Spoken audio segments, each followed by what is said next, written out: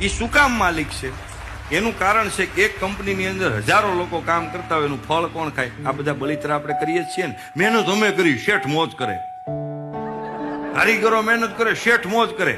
એ શેઠ હું કામ મોજ કરે છે?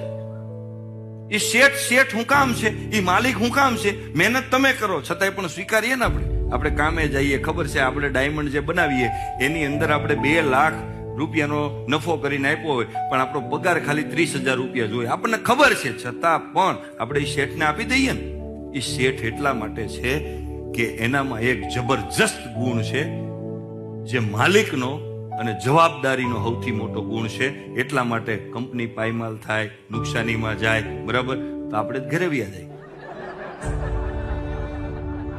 એ શેઠ આખી જવાબદારી માથે ઉપાડી લે અને એ કંપનીને પાછી ઊભી કરવાનું સામર્થ્ય એ શેઠમાં છે, એટલે એ હકદાર છે. ભલા માણસ,